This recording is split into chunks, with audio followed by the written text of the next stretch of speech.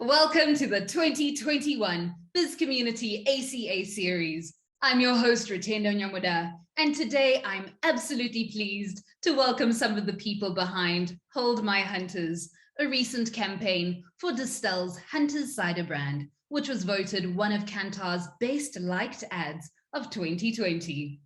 Joining me today to find out why are Meenal Abdulla, Marketing Lead for Hunters and Edge at Distell, Anita Mubangizi, Marketing Manager of Hunters at Distell. And they're joined today by Felix Kessel, Magic Steam Turbine Driver at Grey WPP Liquid, to lend their voices to this penultimate in our series, celebrating diversity and inclusivity in South Africa, made possible by the ACA, Association for Communication and Advertising. Yo, guys. Remember how we used to fill up our green room parties, man? Imagine if we could do it over again. This year? Never gonna happen. Oh yeah? Hold My Hunters.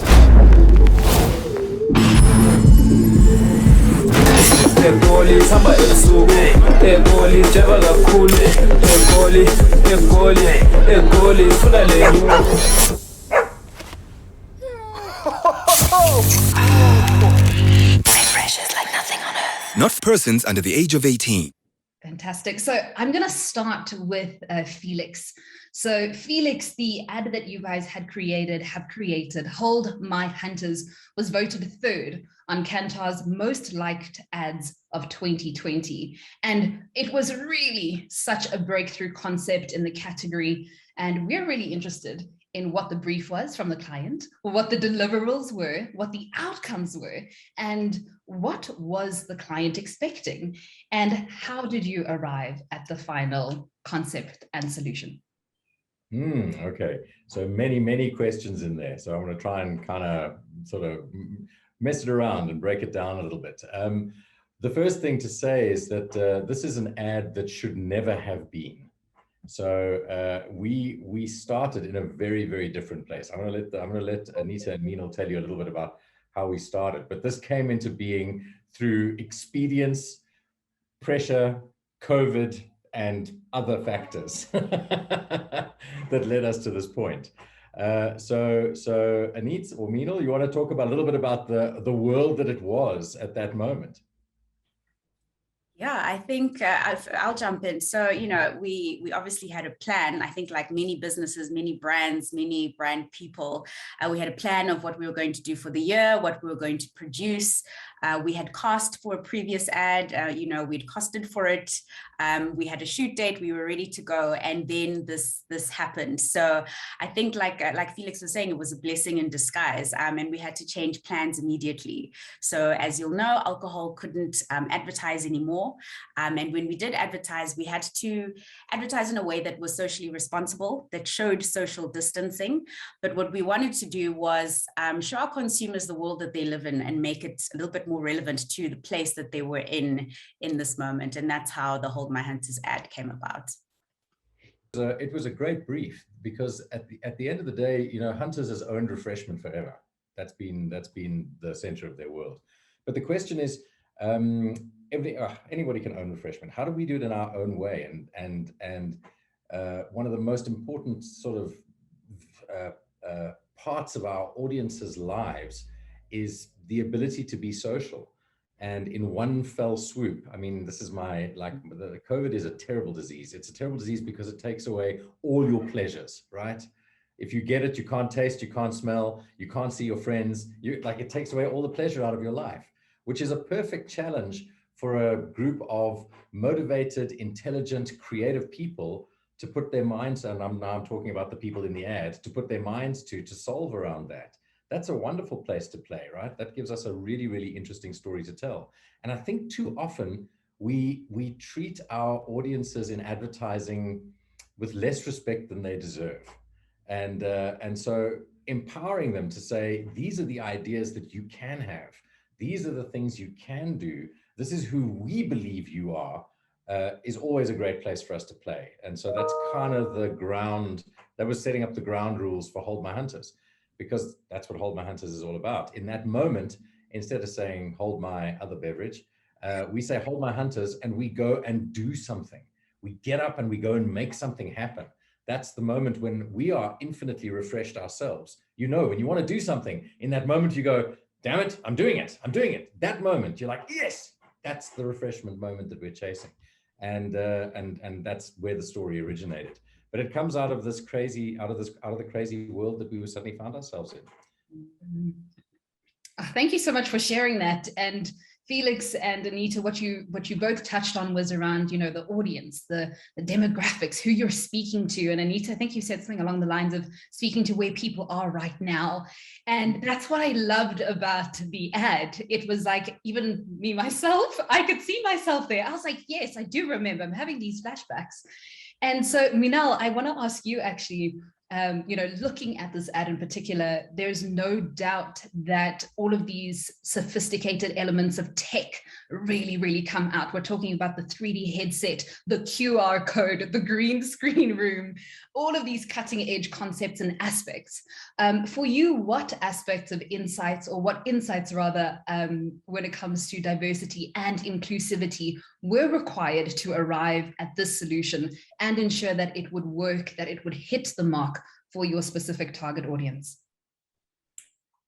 Thanks. I think there's so many elements of diversity to consider. You know, one of them might be diversity of age, not just the consumers that we had in the ad, but diversity of age from all of us behind the scenes, from the client team, from the agency team, the director's side, just thinking about how we put ourselves in the shoes of the Hunter's target consumer, an adult, younger adult, and what life must be like for them, being faced with situations of lockdown, no idea of how long it would take. And obviously this was an ad made in 2020, and more than a year later we find ourselves in a very similar situation. And so I think trying to understand what they would be going through, the kind of pressures, challenges, the kind of desire to break free or hang out with their friends, and what that would feel like, and how Hunters could facilitate that. As Felix mentioned before, something that's really important with the Hunters consumer is that they're typically a group of people. You know, people don't tend to have Hunters on their own. It's a sociable drink, and we needed to portray that, but in a way that was socially responsible. So there's diversity of age, diversity of thought. What would that look like? You know, how would that play out? How do we create that kind of content that still works in a 30-second ad? We also had a number of other tick boxes that we had, you know, land a new concept of Hold My Hunters. We actually created multiple ads. One hasn't yet flighted, but we flighted one on Hunters Dry. And we also had one on Hunter's Red Apple and used that as a launch ad. So we had other jobs to do within that ad, but still needed to create something that was very entertaining. You know, and I think it's those different types of diversities that we needed to consider. And as I say, not all of it is in front of the cameras, but a lot of it behind the scenes in terms of diversity, inclusion, you know, even just the type of consumer that we were touching on. The fact that there's diversity in circumstance. You know, some people had big houses to lock down in or to social distance in, and others didn't. Younger people typically don't necessarily have that kind of space, you know, to have a bubble to isolate with. And so we needed to try and put ourselves in their shoes and create something that was relevant, engaging, as Anita said so clearly, socially responsible, and ticked all the COVID boxes while still being very true to the Hunters of 2020. That's what you call a tall order.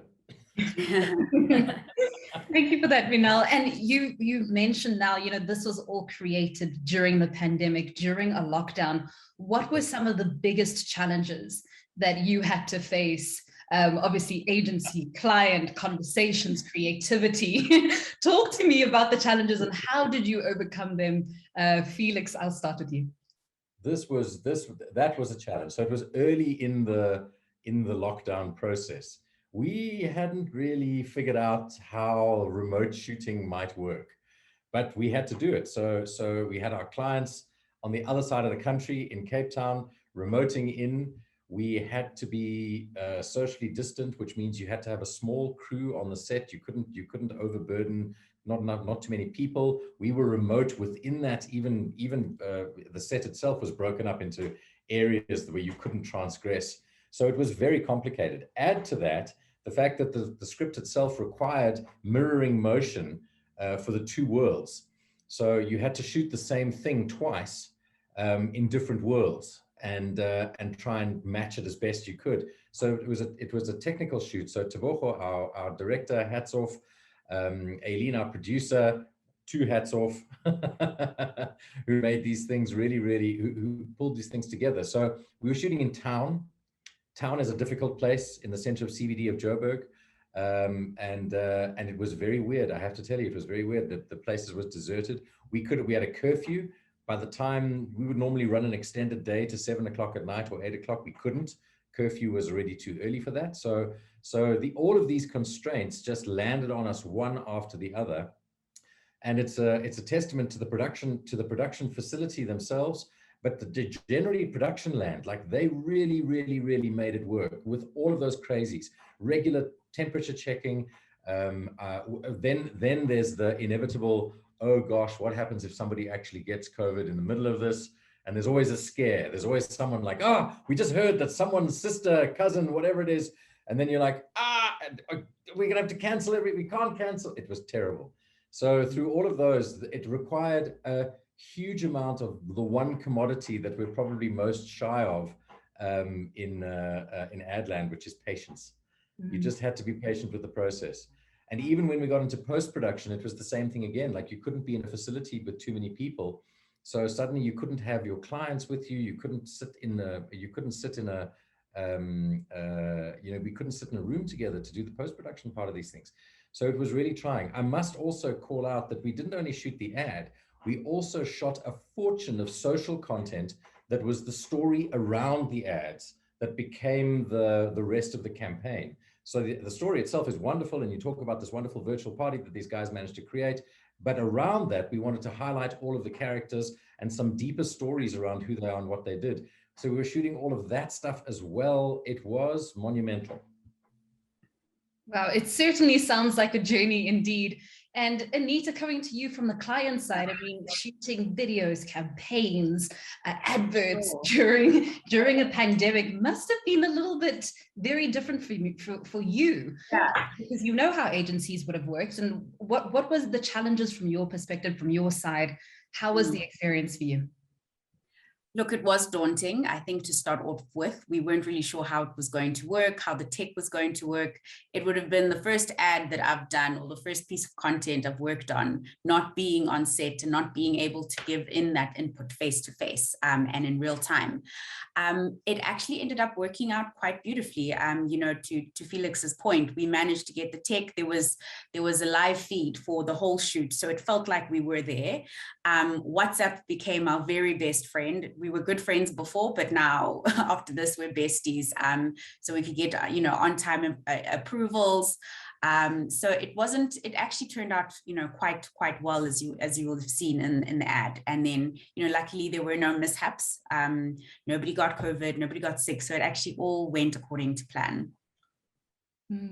And Meenal, anything to add on to what Anita has just shared with us? And, from her perspective, I can imagine not being able to be on set, not being able to whisper in the director's ear, can you do it like this? Can we retake it?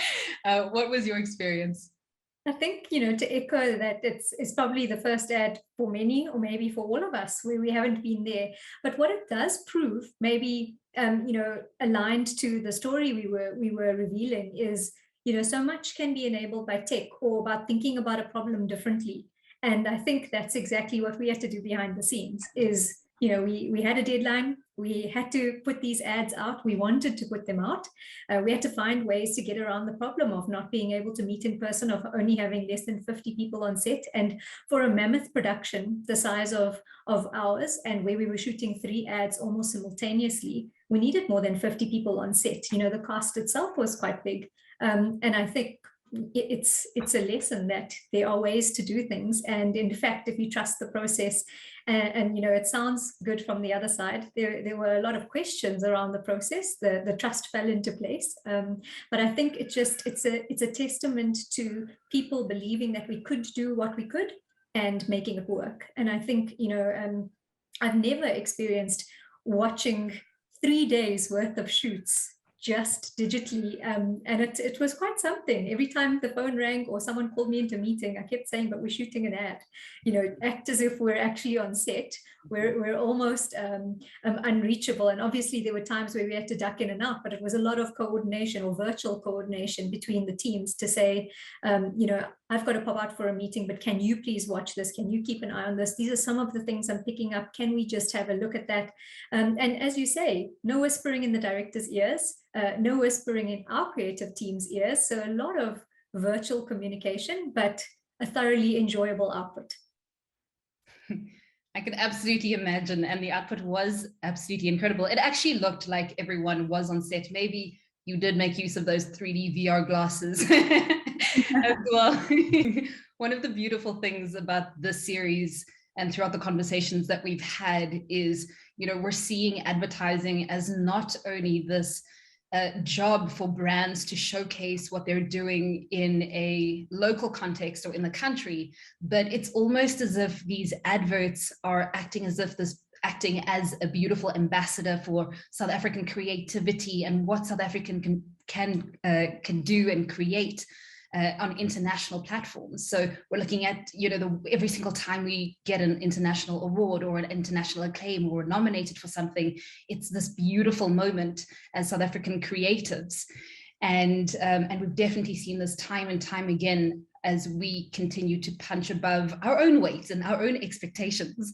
But there are obviously some challenges that come into play. Budget constraints, what's happening in the market, creating in a global pandemic. And it's almost as if, the conversations around budgets getting tighter to a certain extent, expectations getting larger, but the output is still required and excellence is still required. So I think from a diversity and inclusivity perspective and where the current industry is and where it is going, what would you all individually like to see more of in the industry and in the space? Anita, I'll start with you. She's putting me on the spot. So in the space, particularly of advertising and in the global sense? Well, yeah, South Africa's positioning in the global sense, yeah. Yeah, I think more of positive stories. So I think a lot of the times there's, negativity going out in the stories that we're telling. It's stories of adversity, it's stories of past injustices. So I think more of a positive story of, the hope that we've got as a nation, the hope that the people that we live with have, and just, showing ourselves in the best possible light. I think, you would have obviously seen the COVID news and us instantly getting banned, by the rest of the world. So I think, changing the narrative to more of a positive one. That's beautiful. Changing the narrative, very key. Felix, what would it be for you? Oh, excuse me while I get my soapbox. So this one is important to me. So I believe a few things. Firstly, advertising, somebody once said we have the power of presidents. So we get to say things to the world, and then we have this vast quantity of money that is put behind making sure people hear it. And that comes the bad old Spider-Man quote, with great power comes great responsibility, right? We need to take that responsibility seriously.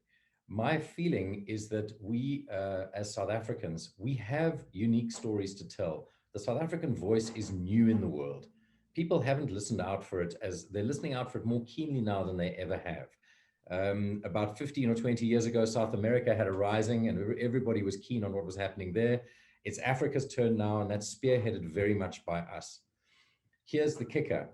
We, as the custodians of brands, we have a responsibility in our communication to create better South Africans. That's what I believe we stand for. We need to role model the best behaviors. We need to, and we can do it in fun, profound, funny, whatever the tools are, but you've got to be able to do it in a way that allows people to understand that the role modeling that we create is what we expect a better South African to be. And those are the stories that matter. Those are the ones that you can push into the world. Those are the ones that get traction. We have amazing stories to tell. And we have a responsibility first and foremost to ourselves to improve our own lot. And I think that's where the focus has to be. And brands like Hunters are central. They're pivotal towards this, that kind of storytelling. Thank you for sharing that. Thank you for sharing that so much. It's so, so important. A lot of the aspects that you've also just touched on now. And I want to kind of switch gears a little bit, looking more broadly about inclusivity specifically. And, in your opinion, or in each of your opinions, how is the advertising industry, especially at client level, at agency level, making more seats at the table, or providing more opportunities for inclusivity and diversity? Where is the industry now? Is it at a place where you feel that you can say, this is a good space to be in? Or do you feel there is still so much that needs to be done when it comes to inclusivity? Meenal, I'll start with you. Sure. I think, taking a client lens, I think there's so much to be said about what it is that we are doing for ourselves as clients to empower young up and coming clients and give them a voice. I also think there's so much to be said for diversity and inclusion in the partnerships that we have with the agencies that we work with, and looking at it collectively. I think there's, touching on earlier points, there's so much richness to be found in diversity and inclusivity. And it's again around age. There's so many industry stalwarts who we need to tap into, we need to learn from and understand some of the hard knocks that they face throughout lives or their lives, so that we can learn from it and not repeat those mistakes and take the learnings. There's also the opposite to be said. There's some young people who are incredibly talented and don't need age to be a factor in terms of what position or the hierarchy that they play a role within. I think there's so much opportunity in the age space, in gender equality, and certainly from a client side, I think marketing is one of those fantastic industries where there tends to be a large amount of women or female representation. Certainly at Distel, that is the case. We actually have 3 different business unit divisions, South Africa being our biggest, Africa and international. And in fact, incredibly, they're all headed by 3 wonderfully strong, smart women. And I really think that is something that is something to be incredibly proud of, both from a Distel perspective, but also for the industry. And, Distel isn't the only place where we're finding more and more women sitting at the helms of marketing, whether it be the marketing director or in leadership roles. And I think there's a lot of that idea of inclusivity and gender inclusivity specifically coming about, empowerment of females and how we have our voices represented within advertising. Of course, it's easy to say all of that, but it needs to have a brand fit or a purpose fit. But in general, I think there's so much that the industry is taking leaps and bounds on. And then, of course, there are other areas where I think, there's still some strides to be made. And perhaps Felix can elaborate from an agency perspective. Yeah, I think in agency land, firstly, we were our own worst enemies for so long. So if you consider that it's largely because of us in advertising that the stereotypes that were propagated for so long were what they were, right? We had a direct hand in building that world. And so we have a giant responsibility in dismantling it and rebuilding a much more inclusive and a much more fair environment for everybody. In advertising, are we there yet? No, definitely not. But we are definitely better than we ever have been. I think that from a diversity and an inclusivity perspective, people have committed to it, and we're starting to see the change. There are some very dynamic female leaders. There are some non-binary people that have made a very, very big impact in advertising generally.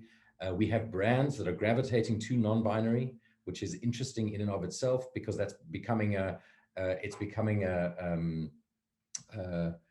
more interesting story to tell than, look at me, my demographic, right? I'm boring. I'm really boring compared to what is actually out there in the world. Inclusivity and diversity gives you better storytelling. It gives you more power to reach into the emotional flux of the world and actually pull something out that's meaningful. So we're there, and we've just got to be aware that we don't use it as a tool, right? It's not a tool, it's a necessary state of being. And it's not for us to go and manipulate it, it's for us to accept it and bring it into our worlds. So we're on the journey. We're not there yet. I think the commitment is there, however, and I think that that's probably as much as you could ask for at this moment. And you're going to start seeing it in the work. And when you see it in the work, that starts normalizing it in society. And the best thing that we can be doing, once again, the power of presidents, the best thing that we can be doing it is normalizing it, breaking things like the beauty norms that everybody feels are ubiquitous. Break those things down. Let's start putting people, more genuine, authentic people, out as the role models for people in the world. And once you start doing that, I think then it starts being internalized. People, change happens, and it happens fast. So we're on the cusp. Very, very good to hear. And as you've mentioned, I think that's the power of advertising as well, is when you're able to showcase and see and almost create the world that you want us to live in and want us to be in. There's that quote, is it art imitating life or life imitating art? So I'm reminded by that. Anita, is there anything you want to add to that as well? Yeah, maybe just the thought that it's, diversity is, in gender and race and age is important, but also diversity of thinking, diversity of experience, diversity of different things that different people have to bring into the table. So diversity, there's a saying, it's being invited to the party, and inclusion is being asked to dance, right? So it's not just having people at the table, but also contributing, and the ideas being heard and used and put into practice. And like Felix is saying, it's definitely, we have a ways to go, but we're definitely getting there. The commitment is there. Sure. If what you said just now is not already up on the walls in your office, I think it should be. Oh. Such a beautiful thought. And what I love about what you've all mentioned in this conversation thus far is diversity is not necessarily the way we think about it when we think about diversity and inclusivity. It's thinking about it in terms of thought, in terms of action, in terms of in a wider sense as well. One of my favorite things about this ad, as we've spoken about earlier, is obviously the tech elements. And yes, it's a story, adverts are stories, it's a beautiful video, but the tech that you guys have included is available to us right now. There is this beautiful, edgy, social, cohesive narrative that you actually can take into the real world right now. So let me know, are you planning on providing these aspects and elements to the everyday person where you can scan the barcode or, be in these virtual settings? What experiences are you planning on including, if at all any, into the general public? Watch this space. 2022, it's happening. Felix, any thoughts on that? I can't tell you more. What I can say is watch this space. Look, technology is such an important part of our existence now. But I think what we run the risk of often is being blinded by the technology. So you're technology for technology's sake. From a hunter's perspective, technology is there to enable their lives. It's to enable their social compact with each other. It's to enable their success. There are so many things that hold that youth market. There's so many things that hold them back, especially here. And technology is one of those amazing leapfrog mechanisms that allow them to leap over their problems to get to real world solutions. Our job as a brand is to inspire them to do that, and show, and that means, again, in diversity, normalizing things like technology use and inspiring our people to go and play. It's such an important part of what we believe is our role in kindling the fires of their imagination. And technology is the biggest canvas brush that we have. What I will, if I may add to that, what I will say is the QR code is actually existing on the back of our pack currently. So we, the first alcohol brand to go to market with the QR code. So consumers can actually scan currently and take part, interact with us on our socials, take part in exciting competitions. And it's just going to get better and better and more exciting as time goes by.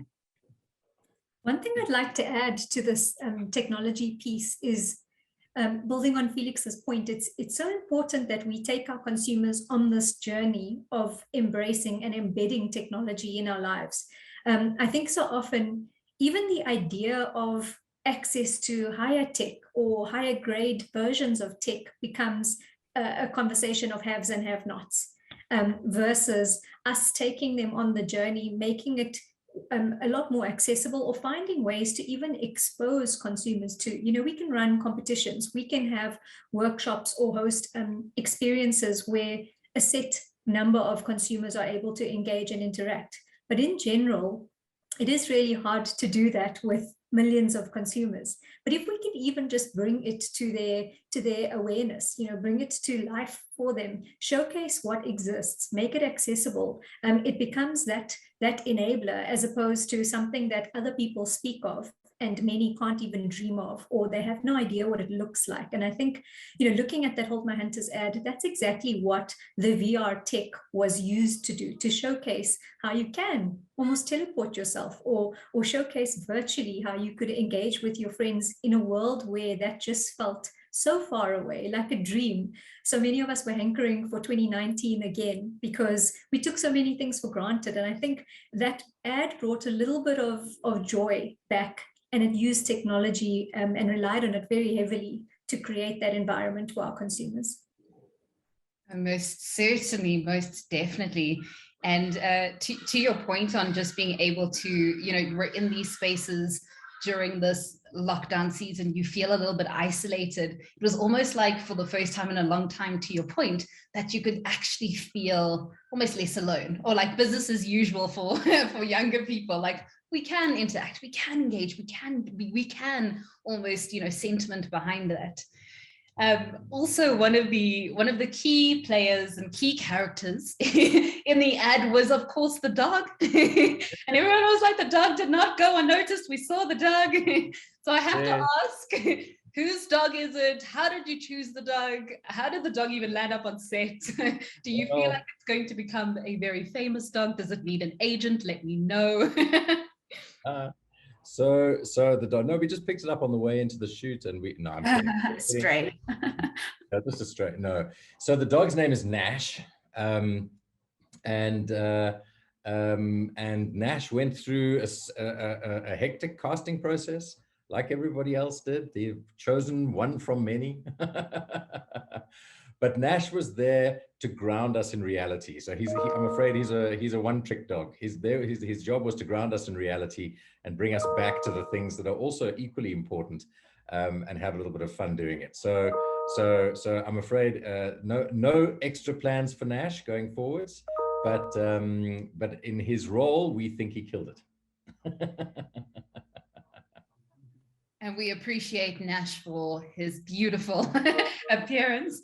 I am just going to ask, and I will totally edit this out. I think someone's notifications might be on. So I'm just getting pings across coming from my side. Sorry, those are mine. Those are pings that are coming. Do not worry at all. Let's kill that. Done. Oh, all good. Thank you so much. So Anita and Meenal, I want to ask from your side, as clients who are not on set, what were your thoughts on Nash's appearance, and what has been the response been from the target audience thus far as well? Well, Nash, I will say there was a casting. I remember, Felix, if I'm not mistaken, there were about 3 or 5 dogs that we chose from. He just seemed the most personable, if I may. He just seemed, I think, he just was the best looking dog. I didn't get to see him, unfortunately, or pet him or anything like that, because I was remote. But I think he performed his part really well. And Meenal, any thoughts on Nash? Nash understood the assignment. He came in and he did exactly what he needed to. And I think he brought a lovely, endearing touch to our ad. You know, there's so many things that you need to try and communicate in 30 seconds. And it's interesting. If you sit through some terrible ads, 30 seconds can feel quite long, but where you've got a good story to tell, it flies by. And the quickest way to remind our hero that he was actually in reality, not in his virtual world, was through this endearing dog. And I think it just added a beautiful touch to the story. And as you say, it didn't go unnoticed. It brought a lot of joy and delight to, I think, those on set, as well as those watching it. As Anita says, unfortunately, we didn't get to see Nash in real life, but we also enjoyed his role as much as the average consumer did. One of my favorite quotes from this discussion must be, Nash understood the assignment. So speaking of understanding assignments, which also comes from all of these social media, kind of platforms, social media has definitely allowed awareness for advertising to go much further than traditional media, especially in this pandemic state that we're in, where we're on social media much more than we were previously. In your opinion, how has social media and the effects and the impacts changed your approach to making ads, changed your approach to putting out content as well? Felix, I'll start with you. So it's really an undeniable thing. Social media has rewritten the landscape entirely. So, as to its effect on ads, I mean, there are a couple of things there. The first, I guess, is we are at the same time constrained by time, in the sense that a lot of social media placements are very short and tiny little things which are just there to grab attention. And you have to make provision for that whenever you shoot, to make sure that if you need to tell your story in a really, really truncated 15 seconds, can you? What do you do in 5? I mean, it's a crazy question, but what do you do in 5 to grab somebody's attention? The second part, I guess, is that we are not constrained, in the sense that we can now make, as long as it's compelling content, your length, your duration could be pretty much anything. But the key is compelling, and it's that old adage that's stuck with me my whole career, which is, if we're going to interrupt our consumers, the price we pay is to interrupt them with something that they appreciate, that they enjoy, that they find valuable. So if I'm going to steal a minute from you, I must make it valuable. I've got to make it entertaining or profound or whatever it is that's good for you. And that holds even more true in social media. If you watch your own behavior as you flick through a news feed, what stops you? What are you willing to allow into your world in that moment? You've got to make sure that you're catching people early on. In that regard, the way that we tell stories has to be a way, is the way that social media has informed how people consume the content. Do I grab you up front? Is it intriguing enough to allow me to watch for another 10 seconds? And if so, another 10. And if so, another 10. And how do I keep you engaged? How do I make sure that you are not going to flick away to something else? And then remember, I've also created a two-way street, because now I've also, social media has enabled our market to talk about what we're doing. So it's no longer a one-way thing where we just hit it, throw it out there and go, there you go, job done. Now we have to field the questions. So it's only a half a job in making these things. So social media totally has rewritten the way that we approach making ads. But the actual ad itself, it's the same as it's always been. It's got to grab you. It's got to be compelling. It's got to work in a short enough space of time that I don't lose you. And you've got to come away from it with a good feeling. Those are imperatives that will stick with us forever. Mm-hmm. And Meenal and Anita, as being on the client side of things, how important is it for you to make sure that you're briefing in social media aspects? How are you approaching briefing, agencies to make sure that that is a key component as well? I think maybe if I may start, whenever we do brief, it's never really briefing a TVC. We're briefing a through the line concept. So the social media, we've moved away from saying that what is the digital piece and what is the TVC? What is the holistic piece? Because you can no longer separate them anymore, really. Our consumer, and particularly the younger 18 to 24 that we're targeting, is really a multi-screen viewer. So they're watching something, they're watching a show, plus viewing a TikTok, plus checking the timeline, plus liking on Instagram, all at the same time, all the time. So how are you reaching them throughout? What is the story throughout all of those components that you're touching them and reaching them with your message? When I started in marketing, a high benchmark for your media spend was 10% maybe on digital. And now it's completely changed. Digital and social have become imperative in us getting our story and reaching our consumer. From my perspective, social media or digital in general, there's so many ways to look at it. For so many, particularly parents of younger kids, I think it can be a social evil, depending on the amount of time and exposure their children have. But certainly from our perspective, I would like to flip that on its head and say it's a privilege. It's a privilege that a consumer allows us into their space, sometimes first thing in the morning, sometimes last thing at night, sometimes in the bathroom, in all sorts of weird and wonderful places. And I think, that's just not Hunters, it's every brand or everyone that has something to say and is on social media. And if we treat it as such, treat the viewer, the consumer with respect, that, as Felix said, they have the opportunity to choose what they see and what they don't, or how much of something they consume. And I think it's such a privilege that we have the opportunity to tell stories and to find ways to make them compelling, relevant, engaging, that they do feature in our consumers' worlds or the viewers' worlds, and find ways to entrench our brand, to create some kind of loyalty or opportunity to foster further conversation between them and their friends or them and their networks. It's a privilege, and I think sometimes we forget about that. It's as important or maybe even more important than many of the other platforms we had used previously, and it seems like it's only set to grow in importance, in time spent on it. And if the pandemic has taught us anything, that digital fatigue that we understand plays out in different shapes and forms, and certainly consumers aren't throwing away their phones. They may take a digital detox, but they're coming back. And so we've got to keep finding ways to engage them, to find cut-through ways to tell very simple stories that engage and that really endear ourselves to our audience. And another question is, are there any particular people who worked on the advert that you particularly want to mention, who did incredible work just in terms of bringing this together? Sure.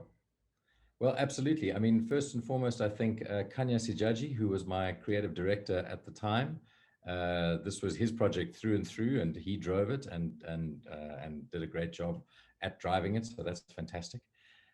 Must do a call out to our director, Tebogo Mahlati, and the people at BOM, who also were trying to find their way through COVID insanity and did a great job. And then a lesser known person, a guy called Itu Meleng, who did all of the social content around this, which actually turned into a mammoth job in and of itself. So, shout out to him. And our agency producer, Aileen Kenor, she was superwoman on this, also through the crazy of having to organize something as complicated as this over that time. She did a masterful job and kept her cool throughout. So hats off. And then my client people, they were pretty cool. They were amazing. They were there for us all the way through, had our backs at every moment, fought the fight through the structures. As you know, you have to do it. You got to fight the fight through the various layers of approval, which they did for us. And we got through with something that was really, really special.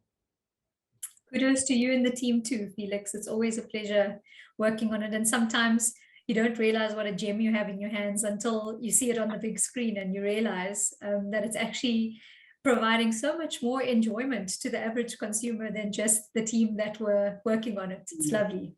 I want to find out from the three of you, as a possible final question as well, is this year has obviously brought a number of shifts and changes in the way that clients and agencies are working together as people are producing content.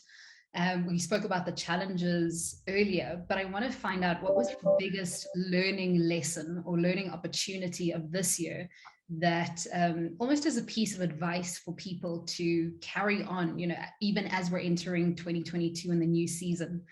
So biggest learning moment or I'd say epiphany moment of 2021 for you. Anita, I'll start with you. I think it's not to sound cliche, but real collaboration. Without it, we wouldn't have managed, being so far away, being so isolated as we were, and being, building that strong, relationship, that open and honest relationship, because it's such a mutually beneficial partnership. So I think fostering that relationship, collaborating and working together. The WhatsApp groups, I said, they're buzzing. It goes down in the DMs. So I think that was probably the biggest learning and biggest win for me. And Meenal, what was your biggest or key learning lesson of 2021? Not too dissimilar. I would say communication, and that would have been my knee-jerk answer, because I think we've said it all. We're in the middle of a pandemic that just doesn't seem to be ending. We've got waves, and they come back just as strong each time, it appears. We're waiting to see on this last one. But I think, communication, and through whatever platform or channel, is incredibly important. One small example of that is one of our agency colleagues. We hadn't realized that much as we live one suburb away from each other, and our agency is smack bang in the middle of that, for an entire year, we hadn't met face to face. But that wasn't at all a factor, because by the time we did actually get to meet, one of us only remembered that we hadn't ever met in person. The other thought it was normal. So I think that's the way of the world. We're hoping to get back to some version of where we were, or a hybrid model. But it talks to strong communication, over communication, being very explicit about what our expectations, requirements, sharing of information, etc. All of these things add up to good communication. And I must be honest, there are times where it's better, and other times where, when we're under pressure, we sometimes default to only sharing as needed. And it's a big lesson for all of us that over communicating or regular communication just changes the game. And finally, Felix, what was your biggest or key learning lesson from this year? So I think I learned it last year, and this year it's been reinforced in spades, and that's resilience. From all sides, our agency, our client partners, the ability to take the crazy shifts that have happened socially, legally. I mean, consider that we were faced with alcohol bans.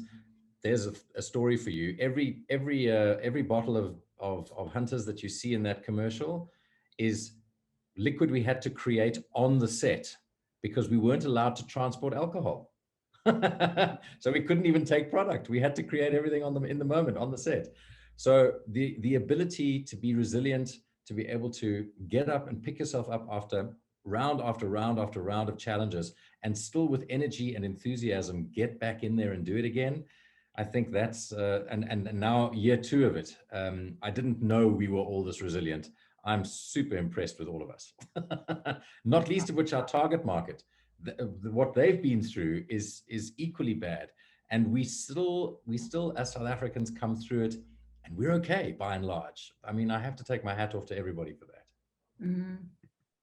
Wow. Well, thank you all so much for that, and thank you so much for your insights, and thank you so much for this discussion. These discussions are so important and so pivotal and so fundamental, not just for these moments of where we are right now, but also where we are going as an industry. So thank you all so much. Thank you to our amazing guests, and thank you all so much for joining us for Bizcommunity's industry-wide initiative celebrating these important conversations around diversity and inclusivity in the South African advertising industry, made possible by the generous support of the ACA, Association for Communications and Advertising. Issued by Bizcommunity.